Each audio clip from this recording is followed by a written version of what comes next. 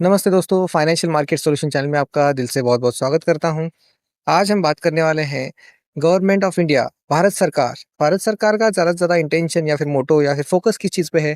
वो है आत्मनिर्भर भारत बनाने के लिए, डेवलपमेंट के ऊपर, जीडीपी ग्रोथ के ऊपर और ज़्यादा से ज़्यादा हमारा देश एक्सपोर्ट करे, ज़्यादा से ज़्यादा इम्पोर्ट को रोका जाए। इन सब चीज़ों के ऊपर इम्पैक्ट कौन-सी बिज़नेस का होगा या फिर कौन-सी कंपनियाँ इस पे ज़्यादा निर्भर करती है या फिर भविष्य में कौन-सा बिज़नेस डेवलप हो सकता है या जिसका बिज़नेस ग्रोथ होगा, उन सब बातों के ऊपर हमको आज बात करनी है दोस्तों। बिज़नेस ग्रोथ मतलब मार्केट ग्रोथ, इनडायरेक्टली या डायरेक्टली आप कह सकते हो। मार्केट डेफिनिटली इन सब बातों के ऊपर ही डिपेंड करता है। तो बिज़नेस ग्रोथ कैसे होती है दोस्तों? फ्यूचर को एनालिसिस करके या फिर फ्यूचर को इमेजिन करके कि कौन-सी कंपनियाँ फ्यूचर में अच्छा कर सकती है। तो कौन-सी कंपनियाँ हो सकती है, कौन-सी कंपनियों के ऊपर ज़्यादा फोकस होगा। अभी गवर्नमेंट ऑफ इंडिया जिन कंपनियों को बेनिफिट देगा, एग्जाम्पल के लिए जैसे पीएलआई स्कीम। आप सभी को पता है पीएलआई स्कीम, मैं फिर से एक बार एक्सप्लेन कर देता हूँ।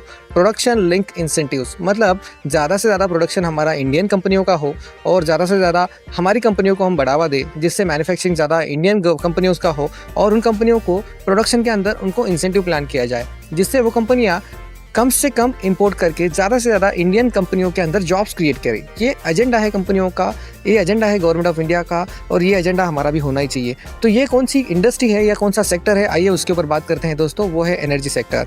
ग्रीन एनर्जी आप सभी को पता है, आज नहीं तो कल कोयला खत्म होने वाला है, भविष्य में कोयले की डिमांड बढ़ती ही जा रही है, मगर हमें उसके ऊपर फोकस हटा के अभी ग्रीन एनर्जी के ऊपर लाना है और बहुत सारी कंपनियां ऑलरेडी उसके ऊपर काम कर रही है। तो उसका सबसे ज़्यादा बेनिफिट होगा दोस्तों पीएलआई स्कीम का, जो डिसीजन लिया हुआ है ministry of state new and renewable energy MNRE। इनके जो मेन अथॉरिटी है नाइक सर, उन्होंने ये डिसीजन लिया है पीएलआई स्कीम के तहत जितनी भी कवर सेक्टर्स में कंपनियां हैं, ग्रीन एनर्जी कंपनियां, उनको इसका बेनिफिट मिलेगा दोस्तों। बेनिफिट मिलेगा इसका मतलब क्या है दोस्तों? हर किसी को क्या क्या हो सकता है डायरेक्टली और इनडायरेक्टली बेनिफिट, हम लोग उसके ऊपर बात करेंगे। अभी इनडायरेक्टली और डायरेक्टली आइए इसके ऊपर हम लोग प्रॉपर्ली समझने की कोशिश करते हैं। तो उसमें कॉर्पोरेट मार्केट में किसकी कितनी ओनरशिप है, मतलब आपके पास कितना शेयर उस कंपनी का है, उसके ऊपर ही आपका आगे भविष्य तैयार या फिर डिसाइड होता है दोस्तों। चलिए स्टडी करते हैं उन कंपनियों के ऊपर, कौन सी कंपनियां रडार पे रखनी चाहिए लॉन्ग टर्म के बेसिस पे, कौन सी कंपनियों को स्टडी करना चाहिए।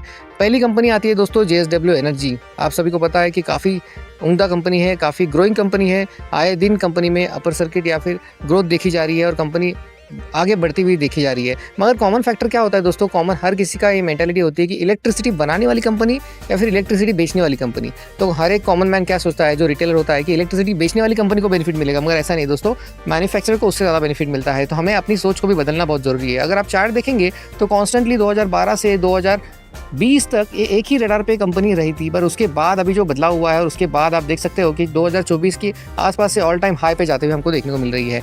अगली कंपनी है दोस्तों, वर्ल्ड की फेमस कंपनी है, कह सकते हो आप वर्ल्ड का सबसे बड़ा मेगा ग्रीन एनर्जी सोर्स इनके पास ही है, मगर ये फंसी हुई है दोस्तों पॉलिटिक्स के अंदर। वो है अदानी ग्रीन एनर्जी। अदानी का अगर आप मार्केट देखेंगे और चार्ट देखेंगे तो ये ऑल टाइम हाई लगाते हुए देखने को मिली थी हमको, मगर पिछले 5 साल से ये आगे बढ़ते हुए अभी एक ही फेज में फंसी पड़ी हुई है और पॉलिटिक्स की वजह से ये कंपनी ग्रो नहीं कर पा रही है, मगर भविष्य में बहुत अच्छा कर सकती है। ये कंपनी को भी आपको रडार पे रखना चाहिए। अगर आप इसका 5 ईयर्स का चार्ट देखेंगे तो ये कंपनी ऑल टाइम हाई लगाते हुए हमको देखने को मिली थी 2022 के बीच में, और उसके बाद जैसे उनकी एक बैड न्यूज़ आई थी 2023 में, उसके बाद ये फिर से एक बार अभी ऊपर आते हुए हमको देखने को मिल रही है। अगली कंपनी है दोस्तों टाटा पावर। आप सभी को पता है कि इनके खुद के पेट्रोल पंप्स के ऊपर भी पावर चार्जिंग स्टेशंस का प्लान ऑलरेडी एस्टेब्लिश हो चुका है और company day by day grow करती जा रही है। हर एक सेक्टर में ये लोग सोलर पावर में, ग्रीन एनर्जी में, हर एक जहाँ पे हो सकता है वहाँ पे आप देख सकते हो इनका नाम बहुत ज़्यादा आगे आते हुए हमको देखने को मिल रहा है। चार्ट की अगर बात करेंगे 2006 से पहले और 2021 तक ये कॉन्स्टेंट रेट फेज या फिर एक न्यूट्रल फेज पे ही था, बट 22 के बाद जैसे इन्होंने अपने प्लान चेंज किया तो कंपनी ग्रो करते हुए देखने को हमें मिल रही है। वैसे एनॉक्स विंड लिमिटेड, ये भी कंपनी आप रडार पर रख सकते हो। बोरोसिल रिन्यूएबल लिमिटेड, ये भी आप कंपनी रडार पर रख सकते हो। स्टर्लिंग एंड विल्सन, ये कंपनी की अगर बात करें दोस्तों, अगर आप चार्ट देखेंगे तो ये भी साइडवेज थी या फिर डाउनग्रेड थी। कंपनी दिवालिया होने की कगार पे आ चुकी थी, मगर 2022-23 के बाद गवर्नमेंट का रुख जैसे ग्रीन एनर्जी के ऊपर बदला है, ऐसी कंपनी अभी ऑल टाइम हाई को ब्रेक करते हुए आगे बढ़ते हुए हमको देखने को मिल रही है।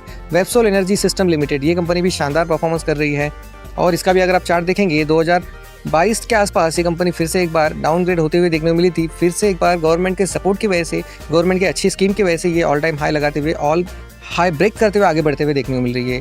ABB इंडिया लिमिटेड, ये भी शानदार कंपनी है। इसका भी अगर आप चार्ट देखेंगे तो ये ऑल टाइम हाई करते हुए आगे बढ़ते हुए देखने को मिल रही है।